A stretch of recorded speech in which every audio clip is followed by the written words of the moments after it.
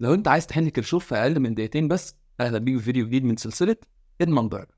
اول حاجه احنا عارفين ان في قانون كيرشوف لازم نطلع 3 معادلات، فانا عندي الطريقه دي اسمها 3 في 3. كل معادله فيهم محتاجه 3 خطوات. المعادله الاولى هنعمل كمل تفريعه، وبعد كده سيجما ان يساوي سيجما اوت. المعادله الثانيه هنختار مسار نرسم لوب سيجما في بي يساوي سيجما اي في ار. والمعادله الثالثه هنكرر نفس خطوات المعادله الثانيه. طيب هنعمل ده ازاي؟ ده اللي هنشوفه دلوقتي.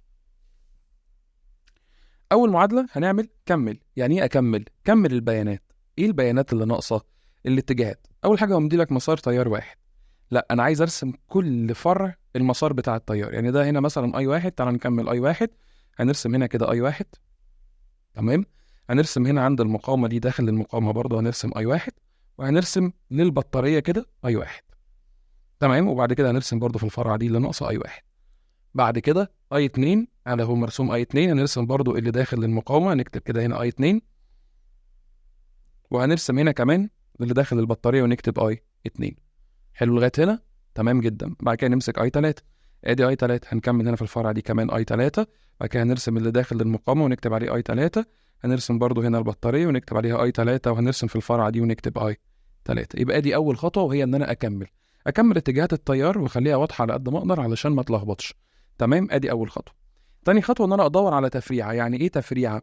يعني هي نقطه، النقطه دي طالع منها 3 اسلاك، ايا كان الشكل ايه، دي تسمى تفريعه. طب لو نقطه طالع منها سلكين، يعني لو النقطه دي كده، النقطه دي لا تسمى تفريعه وانما هي تانية في السلك. يعني دي تانية مش تفريعه، الحته دي برضو تانية في السلك. هنا نفس السلك بس متني شويه، وهنا نفس السلك بس متني. ففين التفريعه؟ التفريعه هنا او هنا. اختار اللي انت عايزها، انا هختار ليكن التفريعه دي. تمام. عند التفريعه دي بعد ما اخترتها يبقى دي الخطوه الثانيه. تمام. هقول سيجما اي ان بيساوي سيجما اي اوت. سيجما اي ان يعني سيجما الاي، مجموع الايات اللي داخله بتساوي مجموع الايات اللي خارجه. طب هنا اي واحد داخل، اي 2 داخل، اي 3 داخل، مفيش خارج. يبقى اذا اي واحد زائد اي 2 زائد اي 3 بيساوي صفر. شكرا. وادي اول معادله. المعادله اللي بعد كده علشان نعملها، اول حاجه هنختار مسار، وليكن هنختار المسار اللي تحت ده، المربع اللي تحت ده، فاخترنا المسار. تاني حاجة ارسم اللوب، بس خليها بلون مختلف الخطوة دي. يعني انت في الامتحان يبقى معاك القلم الجاف الازرق وقلم الرصاص، فيبقى عندك لونين مختلفين. انا هنا هعمل اهو اللوب بتاعتي كده بالشكل ده، واسميها لوب واحد. بعد ما ارسم اللوب ارسم المسارات بتاعت اللوب. يعني مثلا في الفرع ده كده هنا ارسم ادي اللوب بتاعتي اهو باللون الاحمر، وادي هنا داخل البطاريه فارسم برضو اللوب بتاعتي اهو للبطاريه ورا الاتجاه الاصلي. وهنا ورا المقاومه على طول اروح راسم برضو اللوب بتاعي. ارسم ورا كل سهم انا عملته في البيانات الاتجاه بتاع اللوب. هنا في الاتجاه ده يبقى معاكس فهرسم كده، في المقاومه دي هيبقى معاكس فهرسم كده، وفي البطاريه دي برضو هيبقى معاكس فهرسم بالشكل ده كده ناحيه البطاريه. فادي اللوب وادي الاتجاهات ورسمت اللوب بتاعتي. دي تاني خطوه. تالت خطوة هعمل سيجما في بي بيساوي سيجما اي في ار، اللي هو قانون كيرشوف التاني. فهقول ان مجموع البطاريات بيساوي المجموع بتاع الاي في الار. واحدة واحدة نبدأ نشوف البطاريات. ملحوظة كده سريعة على جنب زي التفريعة كده، علشان تعرف البطارية دي معاك او موجب ولا سالب تعمل ايه. اولا تشوف سهم الصغير او سهم الاتجاه بتاعك انت بتاع اللوب اللي هو انهي هنا. لو هنا السهم الاحمر اللي انت راسمه ده، تشوف السهم الاحمر ده خبط في انهي خط من خطوط البطاريه. البطاريه العاديه بتبقى كده، فالسهم بتاعك او الاتجاه بتاعك بتاع اللوب خبط فين. لو خبط في الكبيره فمعناها انك هتكتب في السيجما في بي بالسالب. لو خبط في الناحيه الصغيره يبقى البطاريه دي معاك، ساعتها هتكتبها بالموجب عادي. طب تعال نطبق. هنا ادي السهم بتاعنا الاحمر اهو خابط في الفرع الصغير او الخط الصغير بتاع البطاريه. يبقى اذا في السيجما في بي هكتب اول بطاريه اللي هي 3 فولت، هكتبها معايا، هكتب 3 واعمل زائد. اشوف هل في بطاريات تاني، امشي مع المسار، امشي مع المسار، ايوه خبطت في بطاريه تاني 9 فولت. طب التسعه معايا ولا عليا؟ ادي اتجاه اللوب اللي انا رسمه، اتجاه داخل في الفرعه الصغيره او الخط الصغير، فاذا البطاريه دي كمان معايا هيبقى 3 زائد 9. تعال نشوف الاي في الار. برضه هنمسك الاحمر والازرق. الاحمر والازرق هنا ادي الفرعه الاولى، ادي اي واحد. نمسك اي واحد في الفرعه دي ما فيهاش غير مقاومه الاربعه اوم. طب المقاومه الاربعه اوم اكتبها بالموجب ولا بالسالب؟ على حسب. الاثنين دول الاحمر والازرق زي بعض ولا مش زي بعض؟ اه زي بعض وفي نفس الاتجاه، يبقى اذا دي موجب، فهنكتب 4 اي واحد بالموجب ونعمل زائد. بعد كده هنشوف اي 2. هنا الفرعه دي خلصت ما فيهاش مقاومات تاني، نشوف هنا اي 2. اي 2 اهي المقاومه 10 اوم. المقاومه الاصليه او الاتجاه الاصلي بتاع التيار عكس الاتجاه اللي انا فرضته. بتاع اللوب بتاعي، فاذا هكتبها بالسالب، فتبقى زائد سالب واي في ار 10 في اي 2. يبقى دي شكل المعادله، يعني 12 هتساوي 4 اي 1 زائد سالب 10 اي 2، وهي دي المعادله رقم 2. هنطبق تاني الخطوات الثلاثه بس في المسار اللي فوق. اهو اخترنا مسار وليكن هذا المسار، هنرسم بعد كده لوب، وليكن اللوب هرسمها بالشكل ده كده، لوب 2. بعد كده هنروح راسمين الاتجاهات بتاعه اللوب على كل تيار وعلى كل بطاريه، اهو اهو، وعلى كل مقاومه انا برسم الاتجاه بتاعي اهو واهو واهو. بعد كده بعد ما رسمت اخترت المسار، كتبت اللوب ورسمت، اروح عامل سيجما الفي بي بيساوي السيجما الاي في الار.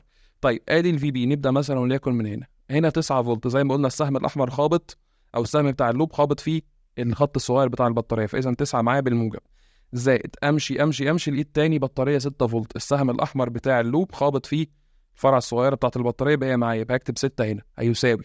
بعد كده اروح قايل شايف التيارات هنا اي 2 اهي، اي 2 ادي الفرع الاحمر الاتجاه بتاع اللوب اللي انا رسمه، وادي الاتجاه الاساسي بتاع التيار، الاثنين عكس بعض في المقاومه، يبقى هكتبها سالب 10 اي 2 زائد. بعد كده اروح مدور ادي اي 3، بمشي في اي 3 اي 3 اي 3 اي 3 لقيت 15 اوم.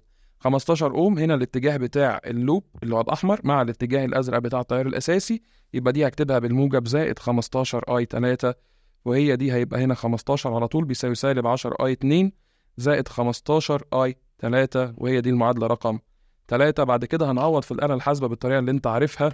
هنقول اول معادله خالص هنعوض بيها اللي هي 1 بيساوي 1 يساوي 1 يساوي 0. بعد كده اي 1 في المعادله اللي بعد كده ب4، فهكتب 4 يساوي اي 2 بسالب 10، فهكتب سالب 10 بيساوي اي 3 مش موجوده فهكتبها بصفر بيساوي. بعد كده اكتب 12 بيساوي، وبعد كده المعادله الاخيره هقول ان اي 1 مش موجوده فاكتبها بصفر، اي 2 بيساوي سالب 10، سالب 10 يساوي، وبعد كده اي 3 ب15 موجب 15 بيساوي، والمعادله في الاخر بتساوي 15، اكتب يساوي يساوي، وبعد كده هيطلع لي الايات، طلعت معايا اي 1 بيساوي 3 على 5، اكتب يساوي تاني هيطلع لي اي 2 سالب 24 على 25، بعد كده اكتب يساوي تالت، فاي 3 بيساوي 9 على 25، وكده اي 2 الاتجاه بتاعها المفروض يبقى عكس الاتجاه اللي مرسومه بيه، لان فعلا لو احنا لاحظنا هنلاقي 3 تيارات داخلين، ما ينفعش في التفريع لازم حاجات داخله وحاجات طالعه، ففي العكس هنا يبقى اي 2 بس الاتجاه بتاعه الاساسي المفروض يبقى عكس. دلوقتي على الفقره اللي كلنا عايزينها، هحل مساله اهي، اول مره اشوفها، اول مره انتوا تشوفوها بالخطوات بتاعتنا، ونحسب كده وقت ان شاء الله ان احنا نحلها في دقيقتين. جاهز؟ جاهز معايا؟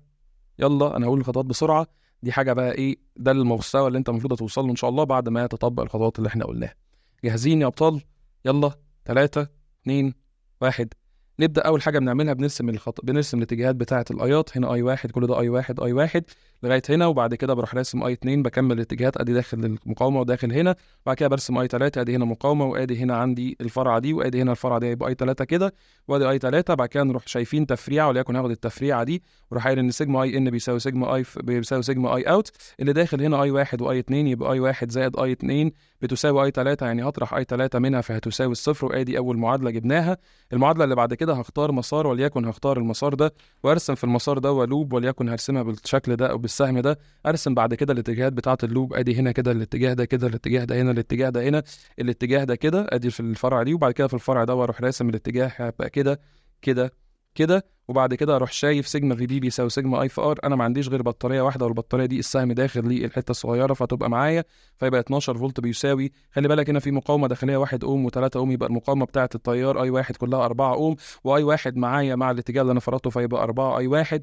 نيجي هنا الاي 2 ادي المقاومه اهي 5 اوم، في اي 2 هنا عكس فهنكتبها سالب او زائد سالب 5 اي 2، وادي المعادله رقم 2. المعادله رقم 3 هروح نختار المسار اللي بعده، بعد ما اخترت المسار هروح عامل اللوب بتاعتي، وليكن اعملها بالاتجاه ده كده، فاللوب ادي عندي هنا الفرع ده مرسوم عليه، هنا ناخد الفرع ده هنا كده هتبقى دي عكس عكس عكس، وهنا البطاريه دي هتبقى بالشكل ده كده. هنكتب بعد كده عندنا البطاريه، هي مفيش غير بطاريه واحده سيجما في بي بيساوي سيجما اي في ار، البطاريه هنا معايا لان السهم هنا خابط في الصغير فيبقى عندي 5، واكتب بتساوي اي 2 هيبقى عكسي هيبقى سالب 5 اي 2، وبعد كده نشوف اي 3 برضو نفس الفكره، اي 3 عكسي، ولكن خد بالك ان في مقاومه داخليه بواحد من 10، فيبقى 2 واحد من 10، هيبقى زائد سالب 2 واحد من 10 في اي 3، وهي دي المعادله رقم 3. هنكتبهم بعد كده على الآلة الحاسبه، 1 يساوي 1 يساوي سالب 1 يساوي 0 يساوي، وبعد كده المعادله اللي بعد كده 4 يساوي سالب 5 يساوي 0 يساوي 12 هيساوي، وبعد كده المعادلة اللي بعد كده 0 يساوي سالب 5 يساوي سالب 2 واحد من 10 يساوي، وبعد كده نكتب 5 هيساوي ونكتب يساوي تاني. هتطلع لنا أول حاجة اي 1 هيساوي 602 على 389، اي 2 هتساوي سالب 452 على 389، واي 3 في الآخر هتساوي 150 على 389، وهي دي الإجابة الصح، حليناها في أقل من دقيقتين. وبس كده.